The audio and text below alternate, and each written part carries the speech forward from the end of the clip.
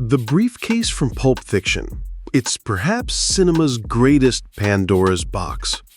For decades, fans have proposed theories, from mundane to mystical. But what if there's a single key that doesn't just solve the briefcase mystery, but connects all the film's events? Mia's resuscitation, Jules' moral choice, Butch's rebellion, and Vincent's inglorious end.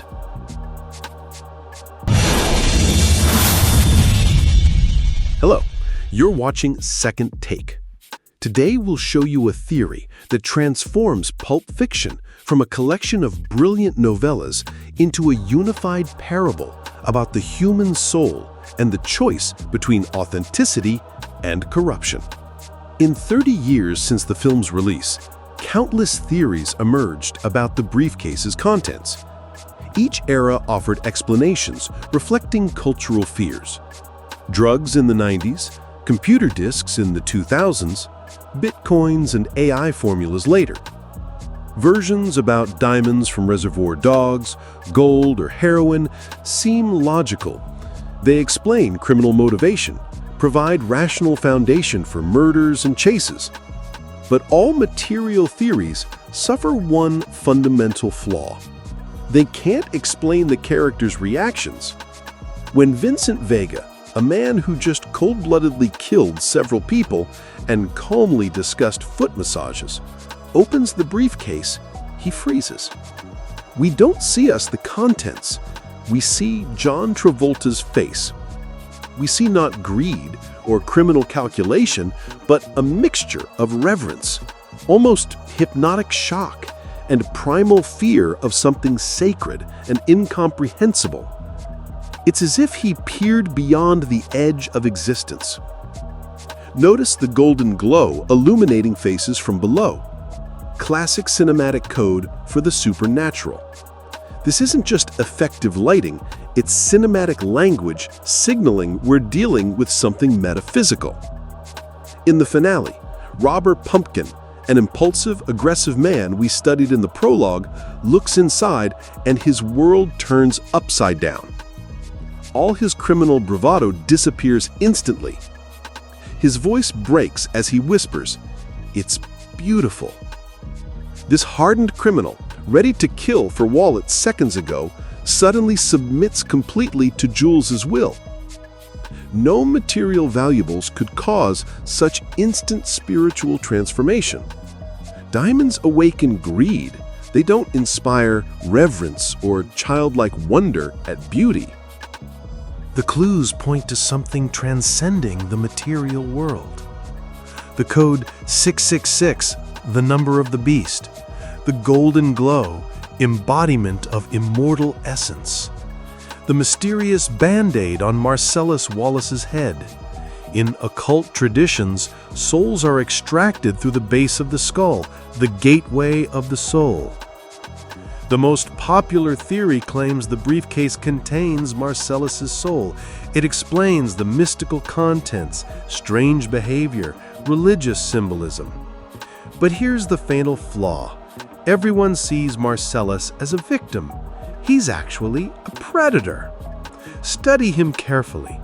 Does he resemble a man who's had his soul taken? Is there even a hint of inner emptiness, of existential vacuum? His absolute confidence, his aura of power that makes seasoned criminals like Vincent and Jules address him with reverence bordering on fear. When he tells Butch pride only hurts, he speaks as a predator explaining his philosophy, not an empty shell. When he promises to get medieval on your ass, there's no doubt in his voice. He's decisive, cruel, in complete harmony with himself, a monster comfortable being a monster. Characters fear him like a force of nature, inevitable evil. This isn't the victim's behavior, it's the devil himself, the tempter making deals for human souls. The briefcase contains a soul, but not Marcellus's. It contains Mia Wallace's soul. What is a soul here? A metaphor for what's most important? dreams, calling, true essence. Who was Mia before Marcellus? An actress with a capital A, for whom creativity was life's meaning. In the restaurant, she describes her pilot Fox Force 5 with burning eyes, with the enthusiasm of a child telling about a favorite toy. The blonde was the leader, the Japanese fox was a kung fu master, the black girl was a demolition expert, the French fox was the sex pot, and I was the deadliest woman in the world with a knife. Notice the details she remembers years after the project's failure. Not just main characteristics, but motivations, relationships, even hair color. She didn't just play a role, she lived in this world, created it, developed it, loved it. This was her calling, her creative essence, what made her alive. Marcellus offered the classic Hollywood deal with the devil, familiar from Goethe's Faust to modern films. Status as a crime king's wife, luxury visible in every frame of their home, money, security, respect through fear, in exchange for her dream, her true purpose. She's no longer an actress, but a gangster's wife, an expensive accessory in a world where women are valued for beauty and status, not talent or personality. She sold her self-realization, her creative freedom, her ability to be herself. Mia perfectly fits the profile of someone without a soul. She's consumed by emptiness where her ambitions once lived, rushing from cocaine to alcohol to dangerous games, desperately trying to fill the internal vacuum. Her famous phrase about silence, that's when you know you found somebody special, when you can just shut up for a minute and comfortably enjoy the silence. This isn't wisdom about intimacy, it's a cry for help. Silence is unbearable because she remains alone with deafening emptiness. Her drug addiction isn't rich housewife entertainment, it's desperate self-medication, an attempt to chemically simulate feelings, emotions, the sensation of life's fullness that her creative activity should provide. Drugs become her soul prosthetic, an artificial substitute for what she sold. The overdose isn't accidental, it's subconscious suicide, an extreme form of protest against a life that ceased to be life in the full sense. Her body and psyche are trying to break an unbearable contract.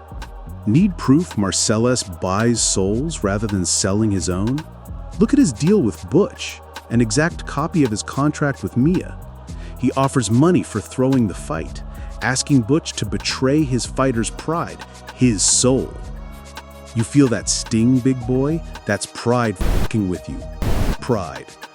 This is literal soul-selling instruction, presenting betrayal of ideals as wisdom. But Butch refuses. His soul's symbol? His father's gold watch. A family heirloom with no market price, but limitless spiritual worth. It connects him to his father, grandfather, great-grandfather, an entire line of men who preserved honor in the most difficult circumstances. His father carried it through Vietnam War and prison, his grandfather through World War II.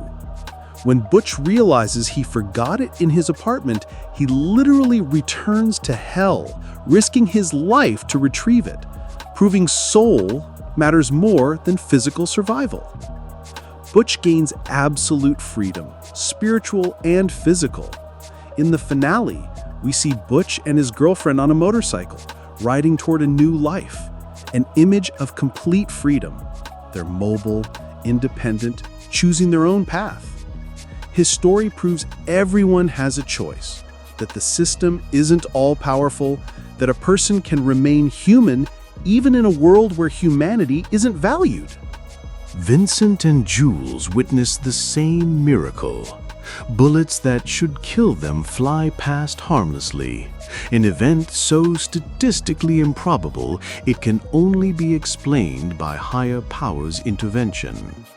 Their reactions reveal opposite choices. Vincent rejects the miracle, rationalizes it as coincidence. He remains Marcellus's cynical servant, actively mocking Jules' talk of divine intervention. His finale? Absurd death in a toilet, killed by Butch, the man who refused to sell his soul, destroying the one who continued serving evil. Jules accepts the miracle as a sign, overturning his worldview. In the cafe finale, he doesn't just quote Ezekiel, but tries to understand it. I never really questioned what it meant.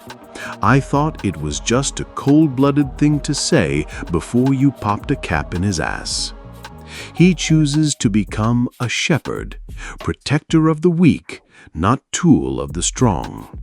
Refusing to serve Marcellus despite all risks, he's the only one who survives and gains new life. Mia's dance is the film's emotional peak, not flirtation, but pure creativity. In Vincent's company, who treats her as an equal rather than possession, she momentarily becomes an artist again. For the first time, genuine joy appears in her eyes, a brief return to her true essence. This fleeting happiness makes the subsequent fall into emptiness even more tragic, highlighting what she lost. Pulp Fiction becomes a universal parable about compromise. What happens when dreams are replaced by brilliant but empty imitations? The film draws a clear moral line. Serving the devil and refusing one's soul leads to spiritual, then physical death. Preserving human essence leads to salvation and rebirth. Mia's story transforms the film from crime drama into deep reflection on what it truly means to lose oneself and the price we pay for betraying our dreams. Which interpretation resonates with you? Share your thoughts in the comments, and don't forget to like and subscribe. Great cinema deserves discussion. Thanks for watching, and see you next time.